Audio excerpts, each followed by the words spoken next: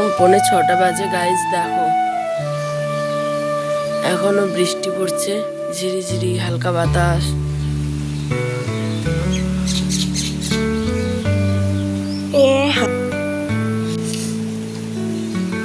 বৃষ্টি হালকা পড়ছে ঝিরিঝিরি, যে কারণে তোমরা হয়তো বুঝতে পারছো না।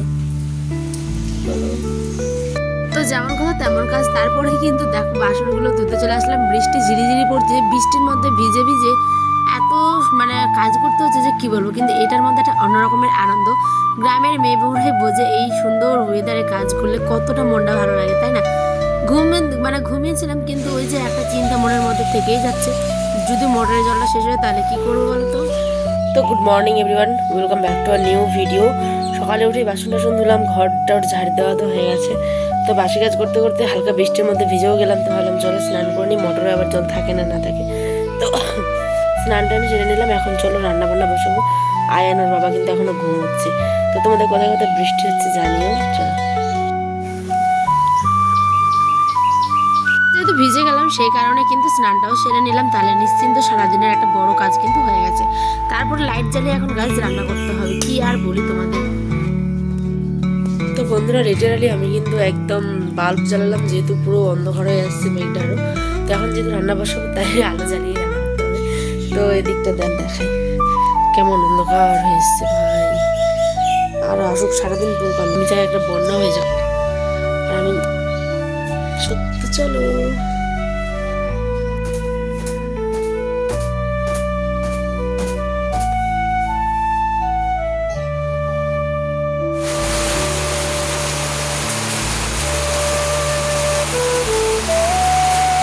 চলে এসে যে দেখো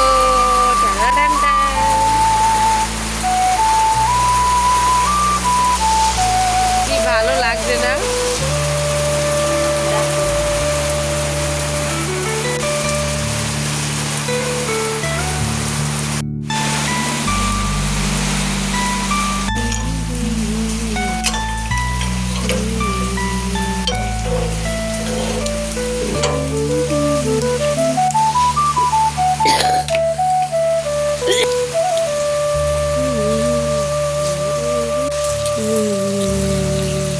তারপরে বৃষ্টির দিনে বরের আবার এমন আবদার, লজ্জায় তো আমার মাথা শেষ।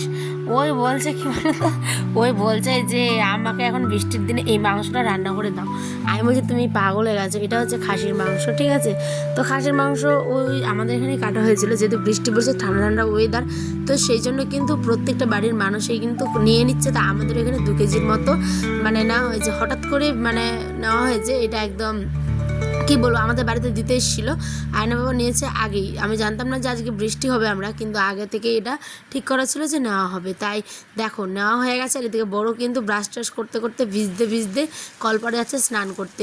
এই যে মোটরের জলটা শেষ বললাম না, তাই কিন্তু একটা কল আছে ওই দূরে দেখছো লেবু গাছ, সেদিকে ওইখানে এখন বর যাচ্ছে স্নান করতে। আর আমি ফ্রিজ খুলেই দেখি এক ঝুড়ি আমগুলো দেখেই না আমার সকালবেলাটার মনটা খুবই ভালো হয়ে যায় জানো।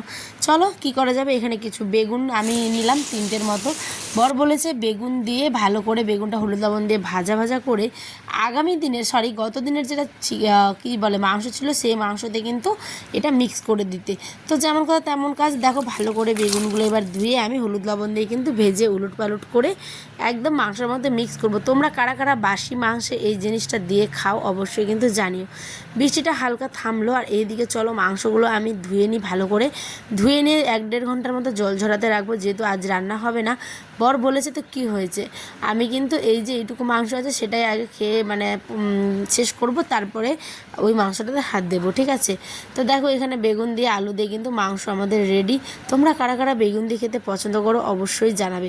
আর ওই মাংসটাতে কিন্তু আমি জল ঝরতে দিয়েছি। এখন বাজে 8টের মতো, 8টের দিকেই আমাদের কিন্তু খাওয়া দাওয়া হয়ে যাচ্ছে। তাহলে ভাবো কত সকাল এখন। আমার ছেলে দেখো ওইদিকে ঘুমোচ্ছে, আর আমি ফ্রিজটা এদিকে মুছে নিচ্ছি। কেন বলো তো, যেহেতু মাংসটা রাখা হবে তো সেই জন্য। অনেক ফ্রিজের মধ্যে কিন্তু জলগুলো দেখছি জমে জমে যাচ্ছে, যেগুলো যখন লাইন থাকে না তখন আর কি বরফগুলো গলে জল জমে যায়। আর এইখানটায় দেখো আমার বরের সমস্ত কাপড়গুলো আমি এখানে মেলে দিলাম, প্লাস আমারও। তো চলো এবার কিন্তু আয়না উঠে পড়ে যোগ খেতে পেয়েছে।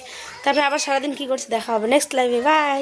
এখানে আমি লাইভ করছিলাম, তো যাই হোক এখানে এবার খাওয়া দাওয়া করতে দিলাম বরকে, খেয়ে দিয়ে বর কিন্তু চলে যাবে। আর এইখানে আমি বসে দিলাম মাংসটা, সামান্য সমস্ত কিছু পরিমাণ দিলাম। তোমরা কারা কারা মাংসভাবে রাখো অবশ্যই জানিও।